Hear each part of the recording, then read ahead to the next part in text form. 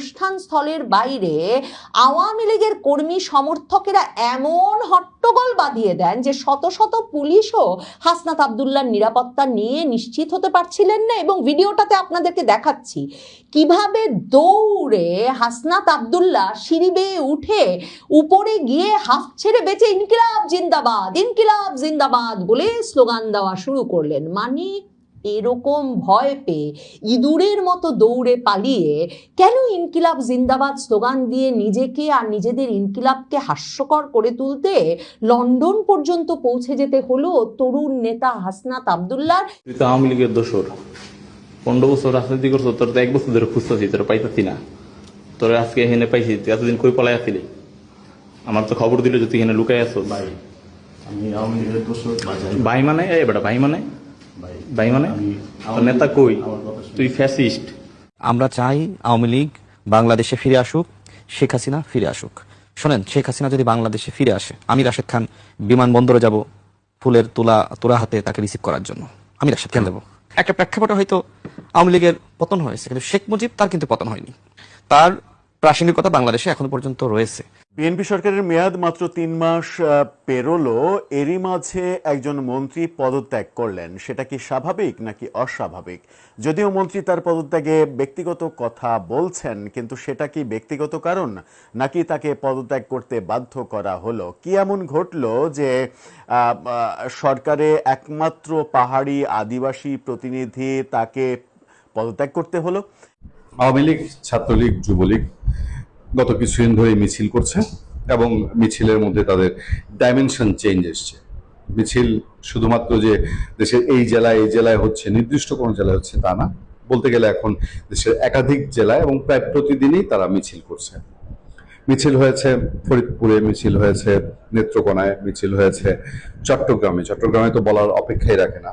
হাজির হয়ে গেলাম বাংলাদেশের রাজনৈতিক সর্বশেষ কিছু গুরুত্বপূর্ণ ভিডিও নিয়ে, যেই ভিডিওগুলো দেখলে বাংলাদেশের রাজনৈতিক সর্বশেষ পরিস্থিতি সম্পর্কে খুবই গুরুত্বপূর্ণ কিছু তথ্য পেয়ে যাবেন। ধৈর্য ধরে সম্পূর্ণ ভিডিওটি দেখার অনুরোধ রইল। তার আগে ছোট করে একটি অনুরোধ, আপনারা যদি এই ধরনের রাজনৈতিক ভিডিওগুলো দেখতে পছন্দ করে থাকেন, অবশ্যই চ্যানেলটি সাবস্ক্রাইব করে পরবর্তী ভিডিওটি সবার আগে পাওয়ার জন্য বেল আইকনটি অল করে দিবেন। চলুন দর্শক, কথা না বাড়িয়ে একটি লাইক দিয়ে একে একে সেই ভিডিওগুলো দেখে আসি। অনুষ্ঠান স্থলের বাইরে আওয়ামী লীগের কর্মী সমর্থকেরা এমন হট্টগোল বাঁধিয়ে দেন যে শত শত পুলিশও হাসনাত আব্দুল্লাহর নিরাপত্তা নিয়ে নিশ্চিত হতে পারছিলেন না। এবং ভিডিওটাতে আপনাদেরকে দেখাচ্ছি কিভাবে দৌড়ে হাসনাত আব্দুল্লাহ সিঁড়ি বেয়ে উঠে উপরে গিয়ে হাফ ছেড়ে বেঁচে ইনকিলাব জিন্দাবাদ, ইনকিলাব জিন্দাবাদ বলে স্লোগান দেওয়া শুরু করলেন। মানে এরকম ভয় পেয়ে ইঁদুরের মতো দৌড়ে পালিয়ে কেন ইনকিলাব জিন্দাবাদ স্লোগান দিয়ে নিজেকে আর নিজেদের ইনকিলাবকে হাস্যকর করে তুলতে লন্ডন পর্যন্ত পৌঁছে যেতে হলো তরুণ নেতা হাসনাত আব্দুল্লাহর? এই প্রশ্ন নিশ্চিতভাবেই এই ভিডিও দেখলে আপনাদের মনেও জাগবে। লন্ডনে 2024-এর জুলাই আগস্টের বীর নেতা মাহফুজ আলম এবং আক্তার হোসেনকে আওয়ামী লীগ নেতা কর্মী সমর্থকেরা নানাভাবে হয়রানি করবার পর দীর্ঘ সময় বিরতির পর আবারও জুলাই আগস্টের বীর তরুণেরা পৌঁছে গেছেন লন্ডন শহরে। তরুণ প্রাণ সুযোগ পেয়েছেন, একটু বিদেশে ঘুরতে তো ইচ্ছাই করে, সকলেরই বিনোদনের আকাঙ্ক্ষা আছে। এবং এই যে ইউরোপ আমেরিকায় যদি নাই যেতে পারলেন, তাহলে আসলে আর এই বড় বড় নেতা হয়ে লাভ কি? কাজেই হাসনাত আব্দুল্লাহ, আক্তার হোসেন, মাহফুজ আলমের কি দশা হয়েছিল লন্ডনে সেসব ভুলে গিয়ে সাহস করে লন্ডন গিয়ে উপস্থিত হয়েছেন। প্রথমেই গত 2-3 দিন ধরে একটা আলোড়ন চলছে সামাজিক যোগাযোগ মাধ্যমে, নানা রকম বিতর্ক সমালোচনা চলছে এই নিয়ে যে হাসনাত আব্দুল্লাহ আর ডাকসুর সভাপতি সাদিক কায়েম, ছাত্র শিবির নেতা, এ দুজন মিলে যে অক্সফোর্ড ইউনিয়নে বক্তব্য রাখতে গিয়েছেন, অক্সফোর্ড ইউনিয়নের আমন্ত্রণে, মানে বিশ্ববিখ্যাত অক্সফোর্ড বিশ্ববিদ্যালয়ের প্রাচীন বিতর্ক সোসাইটি অক্সফোর্ড ইউনিয়ন, তাদেরকে আনুষ্ঠানিকভাবে আমন্ত্রণ জানিয়ে বাংলাদেশের গণতন্ত্র পুনরুদ্ধারে তারা কি অবদান রেখেছেন, যে বৈশ্বিক ইতিহাস সৃষ্টি করেছেন, সেটা জানতে তাদেরকে অক্সফোর্ডে নিয়ে গেছেন। এসব মানে নানা রকম কথা তারা ছড়িয়েছিলেন বটে, কিন্তু পৃথিবীটা যেহেতু এখন এটুকু হয়ে উঠেছে, কাজে এই সকলেই জেনে ফেলেছেন যে কোনো অক্সফোর্ড ইউনিয়ন বা অক্সফোর্ড বিশ্ববিদ্যালয়ের কোনো আনুষ্ঠানিক আমন্ত্রণে তারা সেখান পর্যন্ত পৌঁছান নাই। তারা নিজেরাই একটা অডিটোরিয়াম ভাড়া করেছিলেন, আর অক্সফোর্ড ইউনিয়নের অক্সফোর্ড ইউনিভার্সিটির বাংলা সোসাইটির কিছু তাদের ভক্ত সমর্থক তারা মিলে একটা অনুষ্ঠান আয়োজন করে এই সাদিক কায়েম, হাসনাত আব্দুল্লাহকে নিয়ে গেছেন। এর সঙ্গে অক্সফোর্ড বিশ্ববিদ্যালয়ের কোনো আনুষ্ঠানিক সম্পর্ক নাই। এসব নিয়ে চলছিল নানা রকম সমালোচনা।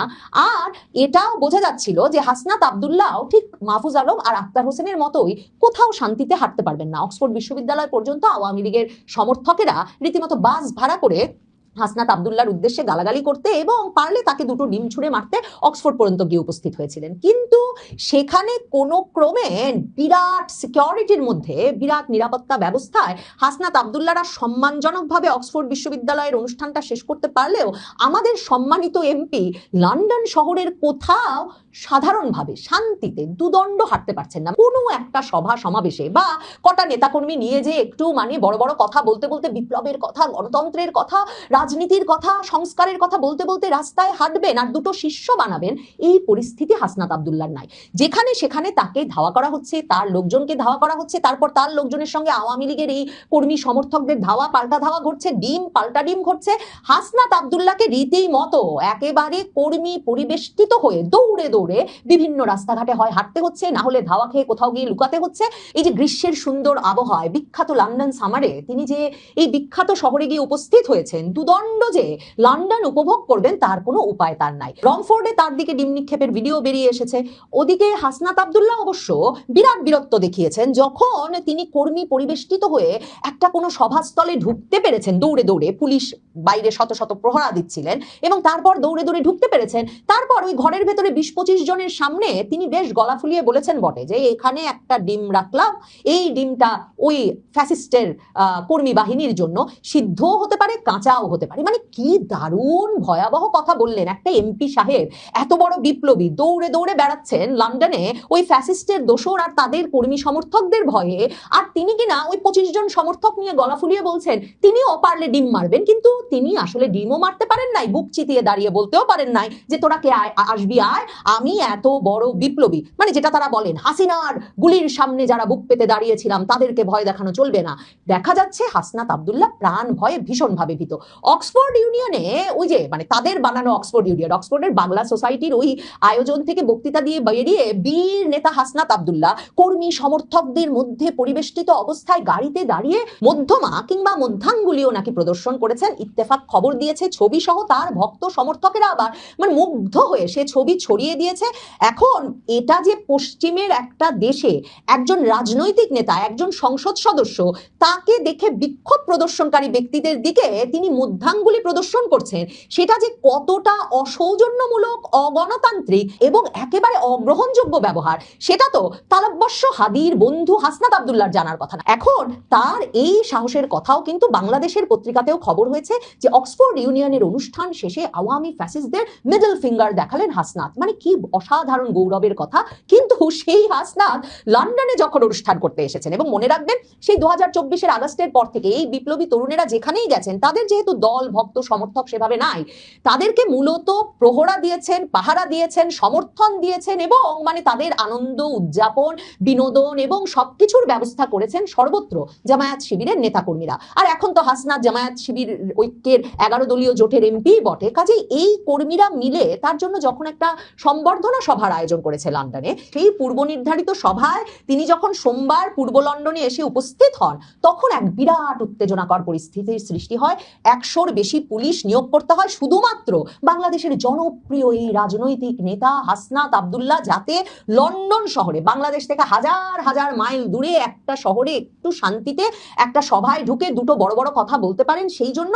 এবং সেখানে একটা গ্রিল রেস্টুরেন্টে, বুঝতেই পারছেন রেস্টুরেন্টের আকৃতি মানে কত বড় আর সভা হতে পারে, সেই রেস্টুরেন্টে এনসিপি ইউকে অ্যালায়েন্স আয়োজিত ওই সভায় প্রধান অতিথি হিসেবে উপস্থিত ছিলেন হাসনাত আব্দুল্লাহ। ওই যে জামায়াত শিবিরের প্রসঙ্গ বললাম, ফেসবুকে বেরিয়ে এসেছে যে 1971 সালের আল বদর বাহিনীর প্রধান, যাকে 2013 সালে আন্তর্জাতিক অপরাধ ট্রাইব্যুনাল বুদ্ধিজীবী হত্যার জন্য মৃত্যুদণ্ড দিয়েছেন, সেই চৌধুরী মঈনুদ্দিনও এই হাসনাত আব্দুল্লাহর সভায় গিয়ে উপস্থিত হয়েছিলেন। তো সেই নেতাকর্মীরা যখন এই আয়োজন করেছেন, তার বাইরে ওই অনুষ্ঠান স্থলের বাইরে আওয়ামী লীগের কর্মী সমর্থকেরা এমন হট্টগোল বাঁধিয়ে দেন যে শত শত পুলিশও হাসনাত আব্দুল্লাহর নিরাপত্তা নিয়ে নিশ্চিত হতে পারছিলেন না। এবং ভিডিওটাতে আপনাদেরকে দেখাচ্ছি কিভাবে দৌড়ে হাসনাত আব্দুল্লাহ সিঁড়ি বেয়ে উঠে উপরে গিয়ে হাফ ছেড়ে বেঁচে ইনকিলাব জিন্দাবাদ, ইনকিলাব জিন্দাবাদ বলে স্লোগান দেওয়া শুরু করলেন। মানে এরকম ভয় পেয়ে ইঁদুরের মতো দৌড়ে পালিয়ে কেন ইনকিলাব জিন্দাবাদ স্লোগান দিয়ে নিজেকে আর নিজেদের ইনকিলাবকে হাস্যকর করে তুলতে লন্ডন পর্যন্ত পৌঁছে যেতে হলো তরুণ নেতা হাসনাত আব্দুল্লাহ? এই প্রশ্ন নিশ্চিতভাবেই এই ভিডিও দেখলে আপনাদের মনেও জাগবে। ভিডিওটা দেখে আসি।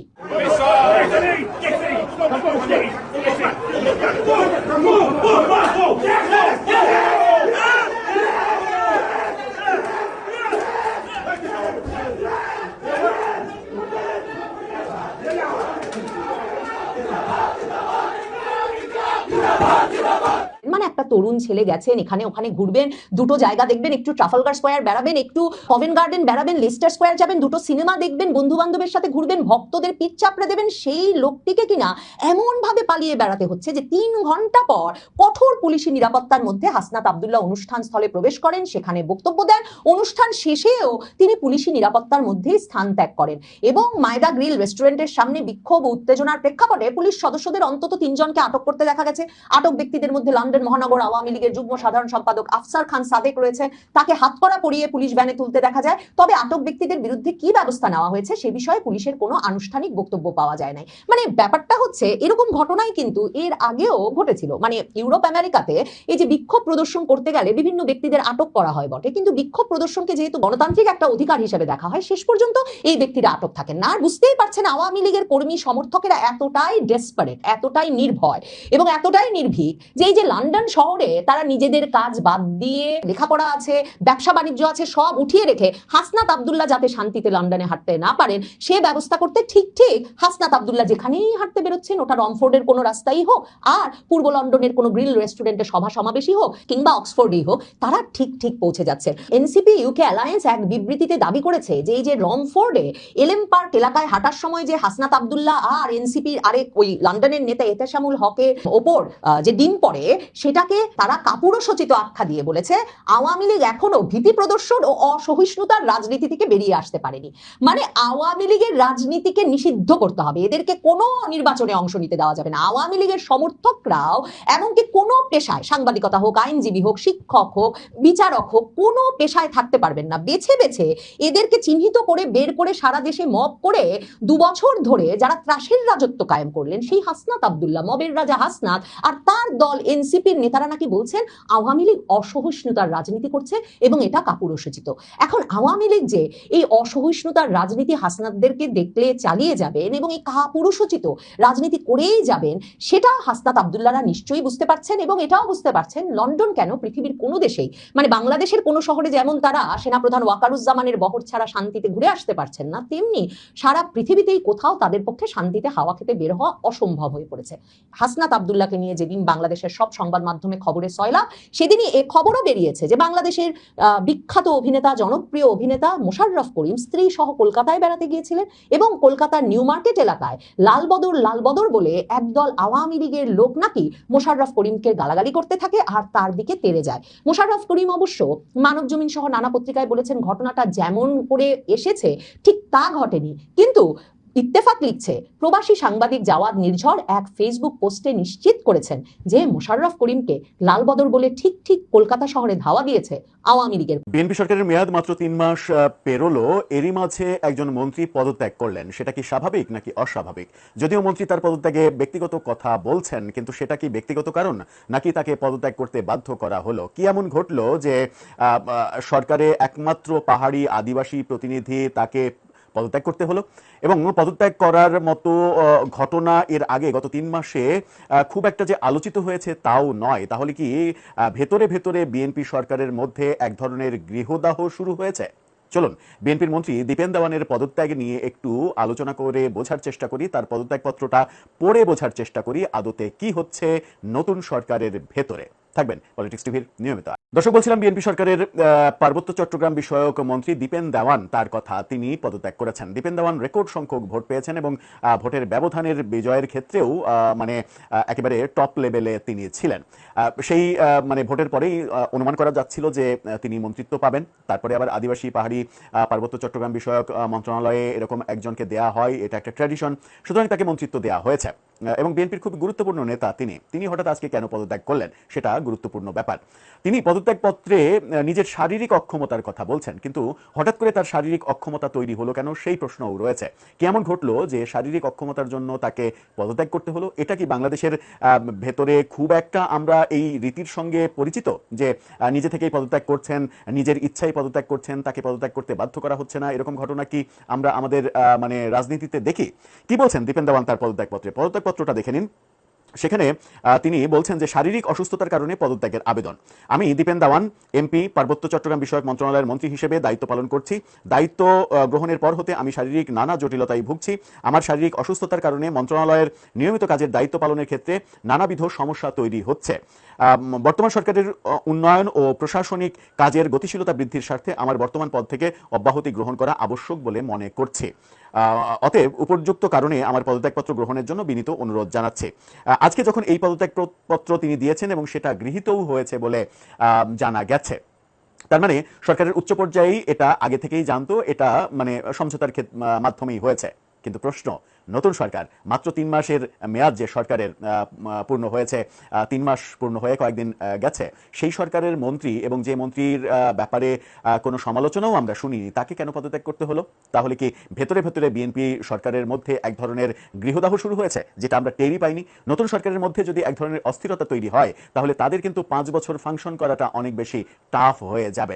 বিএনপি সরকার ক্ষমতা আসার পরে বেশ ভালোভাবেই চলছিল। সংসদে ওই প্রফেসর ইউনূসের আওয়ামী লীগ নিষিদ্ধের যে অধ্যাদেশ, সেটা পাশ করা ছাড়া তেমন কোনো বিতর্ক কিন্তু তাদের কোনো সিদ্ধান্ত নিয়ে হয়নি। হামের ইস্যুতে তাদের স্বাস্থ্যমন্ত্রী একটু মানে অন্যরকম কথা বলেছেন, মানে প্রফেসর ইউনূস সরকারকে সেভ করার জন্য টেকনিক্যালি আওয়ামী লীগ সরকারও দায়ী, হামের টিকার মানে অব্যবস্থাপনার জন্য সেরকম বক্তব্য দিয়ে সমালোচিত হয়েছেন, যে আওয়ামী লীগের বিরুদ্ধে অনেক সমালোচনা থাকলেও টিকা দানের ক্ষেত্রে বিশ্বে অন্যতম একটা রোল মডেল হয়েছিল বাংলাদেশ তাদের আমলে, সেই বাস্তবতাকে তিনি অস্বীকার করে হাস্যকর হয়েছেন। এছাড়া খুব একটা আমরা কিন্তু তাদের মানে কি বলবো যে রাস্তা থেকে বিচ্যুত হওয়া সেরকম ঘটনা দেখিনি। দীপেন দেওয়ান সম্পর্কেও আমরা কোনো সমালোচনা শুনিনি। তাহলে তিনি পদত্যাগ করলেন কেন? তার শারীরিক জটিলতা কি এমন জটিলতা যে তিনি মানে তার মন্ত্রণালয়ে একজন প্রতিমন্ত্রী থাকা সত্ত্বেও তিনি কিছুদিন ছুটি নিয়ে চিকিৎসা করাতে পারেননি, তিনি পদত্যাগই করছেন? এটা আসলে হিসাবে মেলে না। মানে শারীরিক অসুস্থতার কারণে তিনি পদত্যাগ করছেন, এই হিসাবটা আদতে মেলে না। কারণ তার মন্ত্রণালয়ে একজন প্রতিমন্ত্রী আছেন, তিনি যদি অসুস্থ হন তাহলে প্রয়োজনে বিদেশে গিয়ে চিকিৎসা করবেন, ফিরে আসবেন, দায়িত্ব পালন করবেন, সেটাই হওয়ার কথা। কিন্তু তিনি পদত্যাগ করলেন শারীরিক কারণ দেখিয়ে। এই ক্ষেত্রে বাংলাদেশের রাজনীতির যে ট্র্যাডিশন, সেই দিকে যদি আমরা যাই, তাহলে ব্যাপারটা এরকম হতে পারে যে সরকারের উপরমহল থেকে তাকে বলা হয়েছে যে তুমি পদত্যাগ করো, নতুবা তোমাকে মন্ত্রিসভা থেকে সরিয়ে দেওয়া হবে। যদি এরকমটা হয়, তাহলে এরকমটা হওয়ার কারণ কি করলেন দীপেন দেওয়ান? চট্টগ্রাম নানা কারণে চট্টগ্রাম এবং পাহাড়ি অঞ্চল অস্থির। চট্টগ্রামে আমরা দেখেছি নতুন মানে এসপি নিয়োগ করেছে সরকার, জঙ্গল সলিমপুর নিয়ে একটা অস্থিরতা চলছে, পাহাড়ি অঞ্চলে মায়ানমার সীমান্তে এক ধরনের অস্থিরতা চলছে। সেগুলো তো একেবারে প্রশাসনিক ব্যাপার, সেগুলো মন্ত্রীর ব্যাপার না, একেবারে সরকারের কেন্দ্রীয় ব্যাপার এবং প্রশাসনিক ব্যাপার। সেগুলোর সঙ্গে এই মন্ত্রীর কোনো সম্পর্কও থাকার কথা নয়। তাহলে হলোটা কি? দর্শক, আপনি কি বুঝতে পারছেন ভেতরে ভেতরে কি হচ্ছে সরকারে? আপনার মতামত জানিয়ে লিখতে পারেন আমাদের। আসসালামু আলাইকুম। আওয়ামী লীগ, ছাত্রলীগ, যুবলীগ গত কিছুদিন ধরে মিছিল করছে এবং মিছিলের মধ্যে তাদের ডাইমেনশন চেঞ্জ এসছে। মিছিল শুধুমাত্র যে দেশের এই জেলায় হচ্ছে, নির্দিষ্ট কোনো জেলায় হচ্ছে তা না। বলতে গেলে এখন দেশের একাধিক জেলায় এবং প্রায় প্রতিদিনই তারা মিছিল করছে। মিছিল হয়েছে ফরিদপুরে, মিছিল হয়েছে নেত্রকোনায়, মিছিল হয়েছে চট্টগ্রামে তো বলার অপেক্ষাই রাখে না। তার চেয়ে বড় ডাইমেনশনটা এসেছিল নোয়াখালীতে পুলিশের নাকের ডগার সামনে দিয়ে আওয়ামী লীগ, ছাত্রলীগ, যুবলীগ তারা মিছিল করেছে এবং শুধু মিছিল করেই ক্ষান্ত নয়, তারা মিছিলের পরদিন আবার ক্ষমতাসীন দল বিএনপির সাথে সংঘর্ষে জড়িয়েছে। নোয়াখালীতে যে পরিমাণ লোক মিছিল করেছিল তার খুব ক্ষুদ্র অংশ পরে গ্রেফতার হয়েছে, মিছিল থেকে কেউ গ্রেফতার হয়নি। এবং এই মিছিলে তাদের আরো যে ডাইমেনশন এসছে, আগে যেরকম মুখ থেকে বা মাস্ক পরে কয়েক সেকেন্ডের মিছিল করতো, এখন সেটা না করে প্রকাশ্যে চেহারা দেখিয়ে তারা মিছিল করছে এবং মিছিলে তাদের নানান রকম স্লোগান তারা রেগুলার দিচ্ছে। ঢাকায় মিছিল করেছে, ঢাকায় তেজগাঁ এলাকায় আওয়ামী লীগ মিছিল করেছে। প্রত্যেকটা মিছিলে ধরপাকড় হচ্ছে, কিন্তু চেঞ্জ আছে কিছু। বলা হয়ে থাকছে যে এই যে আওয়ামী লীগ, ছাত্রলীগ এখন সারা দেশে মিছিল করছে, বিএনপি সরকার এটা হয়তো কিছুটা ওভারলুক করছে বা কিছুটা প্রশ্রয় দিচ্ছে, এলাও করছে অনেকাংশে। হলে ভালো, এটাই ভালো। তার হচ্ছে আরো ভালো যদি আওয়ামী লীগের উপর নিষেধাজ্ঞাটা প্রত্যাহার করে নেওয়া হয়। নিষেধাজ্ঞা প্রত্যাহার করে নিলে সারা বাংলাদেশের জন্য ভালো, একটা রাজনৈতিক স্টেবিলিটির জন্য ভালো, এবং ভবিষ্যৎ বাংলাদেশের একটা সংঘর্ষ থেকে আমরা অন্তত দূরে থাকতে পারি, সেই সিচুয়েশনটা হয়। কারণ কোনো রাজনৈতিক দলই কোনো প্রেক্ষাপটেই নিষিদ্ধ থাকার পক্ষপাতী আমরা না। নিষিদ্ধ মানেই সেটার প্রতি মানুষের আগ্রহ বেশি, নিষিদ্ধ মানেই তার প্রতি মানুষের সিম্প্যাথি বেশি তৈরি হয়। এই সময় আমাদের সামনে আরো একটি ব্যতিক্রমী খবর আছে। সেই ব্যতিক্রমী খবরটা হচ্ছে এরকম: পুলিশের সামনে আওয়ামী লীগের মিছিল, আটক 4। সিলেট নগরীতে পুলিশের সামনেই কার্যক্রম নিষিদ্ধ আওয়ামী লীগ ও এর অঙ্গ সংগঠনের নেতাকর্মীদের একটি ঝটিকা বিক্ষোভ মিছিল অনুষ্ঠিত হয়েছে। এই ঘটনায় 4 জনকে আটক করেছে পুলিশ। আটক 4 ছাত্রলীগ কর্মী হলেন ইব্রাহিম মোস্তফা, মাহি, সানিয়াদ আহমদ, রেদওয়ান আহমদ রাব্বি ও আশরাফুল আহমদ শাফি। আচ্ছা, তারপরে বলা হচ্ছে যে মঙ্গলবার 16 জুন দুপুরে নগরীর নবাব রোড এলাকায় এক মিছিল অনুষ্ঠিত হয়। মিছিলের পরপরই পুলিশ ঘটনাস্থল থেকে 4 জনকে আটক করে কোতোয়ালি থানায় নিয়ে যায়। স্থানীয় সূত্রে জানা গেছে, সিলেট জেলা আওয়ামী লীগের সাধারণ সম্পাদক ও জেলা পরিষদের সাবেক চেয়ারম্যান অ্যাডভোকেট মোহাম্মদ নাসিরউদ্দিন খানের উদ্যোগে কর্মসূচিটি আয়োজন করা হয়। মিছিলে আওয়ামী লীগ, যুবলীগ ও ছাত্রলীগের বিভিন্ন পর্যায়ের নেতাকর্মীরা অংশ নেন। তারপর আরো যা জানা যায়, বিক্ষোভকারীদের বহন করা ব্যানারে আওয়ামী লীগের উপর আরোপিত নিষেধাজ্ঞা প্রত্যাহার, রাজবন্দীদের মুক্তি এবং মিথ্যা মামলা প্রত্যাহারের দাবি জানানো হয়। মিছিলে সিলেট জেলা ছাত্রলীগের সাবেক সভাপতি শাহরিয়ার আলম সামাদকেও নেতৃত্ব দিতে দেখা যায়। প্রত্যক্ষদর্শীরা জানান, নবাব রোড এলাকায় অল্প সময়ের জন্য অবস্থান নিয়ে বিভিন্ন স্লোগান দেন অংশগ্রহণকারীরা। পরে পুলিশ ঘটনাস্থলে গিয়ে 4 জনকে আটক করে। এদিকে সামাজিক যোগাযোগ মাধ্যমে ছড়িয়ে পড়া আরেকটি ভিডিওতে দেখা যায়, জয় বাংলা স্লোগান দিয়ে নেতাকর্মীরা যখন নবাব রোডের একটি সড়ক প্রদক্ষিণ করছেন, ঠিক তার বিপরীত পাশেই পুলিশের একটি গাড়ি দাঁড়িয়ে ছিল। মিছিলটি পুলিশের গাড়ির পাশ দিয়ে মিছিল দিতে দিতে সামনের দিকে চলে যায়। মিছিলটিতে মানুষের সংখ্যা বেশি হতে পুলিশ বাধা দিতে দেখা যায়নি। মিছিলকে কেন্দ্র করে আইন শৃঙ্খলা বাহিনীর ভূমিকা নিয়েও বিভিন্ন মহলে আলোচনা তৈরি হয়। এ বিষয়ে সিলেট মেট্রোপলিটন পুলিশের অতিরিক্ত police commissioner media Mohammad Manjurul Alam তিনি বলছেন, তালতলা এলাকায় কোনো মিছিলের তথ্য পুলিশ পায়নি, তবে নবাব রোড এলাকায় একটা ছোট মিছিলের ঘটনা ঘটেছে, সেখান থেকে 4 জনকে আটক করা হয়েছে। তিনি আরো জানান, আটক ব্যক্তিদের পরিচয় যাচাই বাছাই করা হচ্ছে, তারা কি উদ্দেশ্যে সেখানে জড়ো হয়েছিল এবং তাদের কার্যক্রমের প্রকৃতি কি ছিল তা তদন্ত করে দেখা হচ্ছে। তদন্ত শেষে প্রয়োজনীয় আইনানুগ ব্যবস্থা নেওয়া হবে বলে জানান তিনি। আইনানুগ ব্যবস্থা বলতে আমরা যেটা ধারণা করতে পারি যে ওই সন্ত্রাস বিরোধী আইনে হয়তো মামলা হবে। আমাদের আরো একটি ইন্টারেস্টিং খবর আছে। ইন্টারেস্টিং খবরটা হচ্ছে, আমি মনে করি যে এই যে যে আওয়ামী লীগের মানুষজনের যে দিন দিন তাদের একটা গতি বাড়ছে, এইটার লক্ষণ বোধ এখানে। তারেক রহমানের অনুষ্ঠান স্থলের পাশে জয় বাংলা স্লোগান, যুবক আটক। মৌলভীবাজার শ্রীমঙ্গলে বিএনপির ভারপ্রাপ্ত চেয়ারম্যান তারেক রহমানের নির্ধারিত অনুষ্ঠান স্থলের পাশে জয় বাংলা স্লোগান দেওয়ার অভিযোগে এক যুবককে আটক করেছে পুলিশ। মঙ্গলবার সন্ধ্যা 6টার দিকে শ্রীমঙ্গল শহরের ভিক্টোরিয়া উচ্চ বিদ্যালয় মাঠ সংলগ্ন মিনি স্টেডিয়াম এলাকায় এই ঘটনা ঘটে। আটক যুবকের নাম সোহেল রানা, তিনি উপজেলার মতিগঞ্জ এলাকার মৃত ফয়জুর রহমানের ছেলে। আমি জানি না যে কতটা জ্ঞান বুদ্ধি কাজ করলে পরে এরকম সিচুয়েশনে ওখানে গিয়ে জয় বাংলা স্লোগান করে। জয় বাংলা স্লোগান তো একটা অলিখিত নিষিদ্ধ স্লোগান এখন বাংলাদেশে। স্থানীয় সূত্রে জানা যায়, আগামীকাল বুধবার বিএনপি ভারপ্রাপ্ত চেয়ারম্যান তারেক রহমানের আগমন উপলক্ষে অনুষ্ঠান স্থলে প্রস্তুতির কাজ চলছিল। এ সময় মিনি স্টেডিয়াম এলাকায় অবস্থান করে সোহেল রানা হঠাৎ জয় বাংলা স্লোগান দিতে শুরু করেন। এতে উপস্থিত লোকজনের মধ্যে উত্তেজনা সৃষ্টি হয় এবং পরে তাকে মারধর করা হয়। খবর পেয়ে পুলিশ দ্রুত ঘটনাস্থলে পৌঁছে পরিস্থিতি নিয়ন্ত্রণে আনে এবং আহত অবস্থায় ওই যুবককে উদ্ধার করে থানায় নিয়ে যায়। শ্রীমঙ্গল থানার উপপরিদর্শক এসআই হারুন জানান, প্রাথমিকভাবে ধারণা করা হচ্ছে ওই যুবক নেশাগ্রস্ত অবস্থায় ছিলেন। তিনি মাঠ সংলগ্ন এলাকায় দাঁড়িয়ে স্লোগান দিচ্ছিলেন। পরে স্থানীয়রা তাকে মারধর করে পুলিশকে উদ্ধার করে থানায় নিয়ে আসে। বর্তমানে তিনি থানার কাছে রয়েছে। তার মানে যেটা ভাবছিলাম যে খুব একটা প্রকৃতস্থ মানুষ হলে, স্বাভাবিক প্রকৃতির মানুষ হলে এরকম বিরূপ সিচুয়েশনে গিয়ে জয় বাংলা স্লোগান দেওয়ার কথা নয়। ভালো থাকবেন, সুস্থ থাকবেন। আপনাদের সাথে আমি আতিক রহমান। এই ভিডিওগুলো দেখছিলেন, এ সম্পর্কে আপনাদের কোনো মতামত থেকে থাকলে অবশ্যই আপনাদের মূল্যবান মতামত কমেন্টে লিখে পাঠাবেন। ভিডিও ভালো লাগলে চ্যানেলটি সাবস্ক্রাইব করে আমাদের সাথেই থাকতে পারেন। এতক্ষণ সাথে থাকার জন্য ধন্যবাদ।